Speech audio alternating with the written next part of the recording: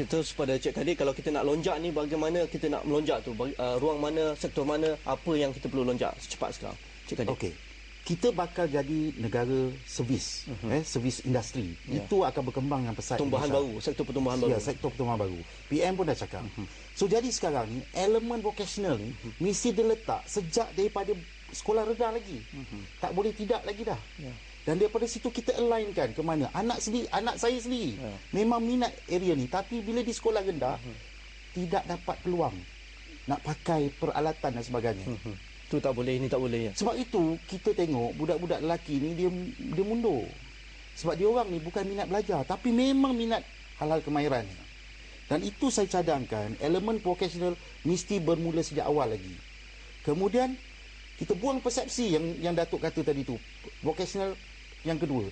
Kalau kita tengok di Germany, saya ingat lagi tahun 96 bila grup Germany itu datang Kementerian Sumber Manusia, kita ada buat program macam SLDN. Dual National Program yang kita laksanakan sejak 2005 tu, itu menunjukkan jalan yang terbaik. Sebab kerana daripada situ pelajar 20% saja belajar teori, yang 80% tu memang pure technical. Dan kita attach dia di berbagai-bagai industri. Dan itu salah satu yang saya lihat boleh mampu membawa kita ke arah masa depan yang lebih cemerlang. Kalau kita nak lihat college community ataupun politeknik yang bersifat apex ni yang bakal ditubuhkan, bakal dilaksanakan oleh KPT ni, apa yang perlu ada? Perlu autonomi yang bagaimana dari sudut infrastruktur, dari sudut kolaborasi dengan RPT seberang laut yang maju misalnya, antarabangsaaan, research R&D misalnya. Adakah itu jalan yang terbaik untuk memberi lonjakan baru untuk penjenamaan baru sistem pendidikan teknikal, Cik Kadir? College community boleh bersifat lebih vocational dan dia banyak kena berhubungan dengan industri. Itu penting. Sebab ini kita akan sediakan separa mahir. Pekerja-pekerja separa mahir. Bagi vocational memang perlu. Saya setuju kalau 3 politeknik premier akan dijadikan premier. Sebab kerana ini boleh membawa kita dengan cepat. Okey. Kita boleh dapat absorb teknologi daripada luar dan kita boleh bawa kita kepada arah yang lebih baik. Kalau kita lihat di Singapura misalnya, kalau mereka-mereka yang ketinggalan dalam bidang arus perdana, dalam bidang teori akademik di sekolah-sekolah kebangsaan misalnya, mereka cepat mengalirkan ataupun merencanakan arah tuju pendidikan seterusnya mereka ni ke bidang teknikal dan juga vocational, dan mereka mampu keluar sebagai pekerja berkemahiran tinggi. Dan berkemahiran tinggi bukan setakat pada waktu itu saja. Mereka dalam bentuk sistem yang cukup dinamik, mengikut aliran suasana industri semasa. Kalau ada masalah ekonomi semasanya, mereka dapat adjust dan mereka dapat retraining pula budak-budak itu. Itu yang kita lihat berlaku pada masa ni. Apabila mereka mengalami masalah kemelesetan ekonomi, dia memberitahu kepada majikan supaya jangan memberhentikan pekerja, jangan dibuang. Tetapi diberi mereka latihan semula di dalam bidang lain yang boleh memberi income yang tinggi. Jadi ini dia sudah sedia benda tu. Kalau dia tak ada benda tu, macam mana dia nak adjust kan? Nak salurkan? Jadi ini kalau kita tak tahu, kita belajar pada yang tahulah. Banyak negara-negara yang lain yang telah pun mendahului kita dalam bidang latihan ini, dan kita boleh menggunakan kepakaran daripada sana. Saya rasa ini adalah satu perkara yang penting. Kita menarik pekerja-pekerja yang tak mahir. Dan sekarang ni mereka juga dah menimbulkan satu masalah sosial. Terlampau ramai dan menimbulkan masalah. Jadi yang sepatutnya kita tarik adalah pekerja-pekerja yang mahir.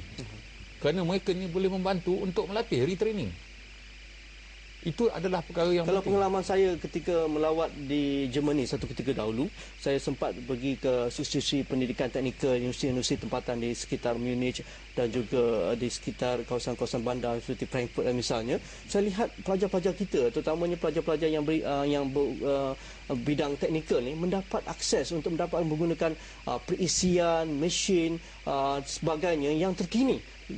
datang daripada mana? Daripada pihak industri. Pihak industri willing to sponsor, menaja mesin-mesin terbaru, Siemens misalnya, Mercedes misalnya, hantar kereta Mercedes yang terbaru untuk budak-budak belajar dalam bidang elektrikal, otomotif misalnya, dan kita nak lihat benda ni wujud di negara kita. Jadi bagaimana pihak? Itu yang saya katakan tadi, pihak industri, syarikat-syarikat kita, dia perlu juga mengorak langkah, mengubah. Perlu juga, kalau kita ambil satu aspek, kita ambil research, kita ambil bahagian penyelidikan, berapa peratus sangat syarikat kita belanja untuk penyelidikan, 1% yang begitu rendah.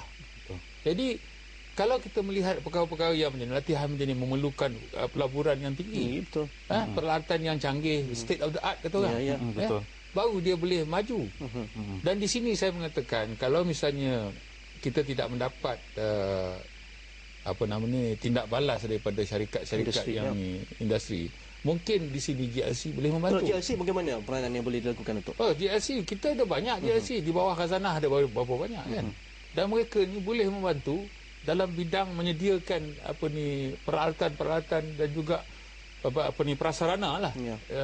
The soft industry kata orang kepada IPT ni. IPT ni. Dan kerjasama kedua-dua tu adalah penting. Kerana kita melihat sekarang ni ada macam suatu tahap yang di mana dia tidak meningkat, dan dia bergantung kepada mata wang yang rendah untuk melakukan barang-barang. Sedangkan apa yang perlu kita ni ialah kita meningkat, masuk ke dalam rantaian nilai yang lebih tinggi. Kenapa negara-negara yang mata wang dia tinggi, dia boleh jual barang dia? Kenapa yang kita asyik, we always harp on the currency, so that the currency become Jadi Cik Kadir, pengalaman Cik Kadir di Empire Putra, keluar daripada Empire Putra College ni, mampu terus dapat kerja dan dapat gaji yang tinggi di pihak sektor swasta misalnya. Memang betul. Sebab apa? 1 minit hampir 100% yang kita train semua masuk balik kepada industri yang mereka jadi trainers, yang jadi trainee. Dan memang dia orang semua tak ada masalah. Sebab memang daripada dulu saya kata, kita memang dah libatkan diri kita. Kita tak mampu nak beli jentera dan sebagainya, tapi kita work together dengan industri. So daripada cara itu, kita boleh perkemaskan lagi. Dan sekarang ni bagus sebab kerana TPM, Menteri Pelajaran, dia boleh koordinate dengan Menteri Sumber Manusia dengan Menteri Pengajian Tinggi, supaya aliran laluan pelajar tu dalam sistem pendidikan negara tu dapat disusun dengan baik, dan akhirnya kita dapat achieve target kita sebagai negara servis industri. Terima kasih kepada Cik Kadir Ismail, Naib Presiden College Empire Putra. Terima kasih kepada Datuk Salim Majid. Hantarkan pandangan dan komen anda ke email kami yang tertera di kaca TV anda. Sekian, Assalamualaikum, kita jumpa lagi.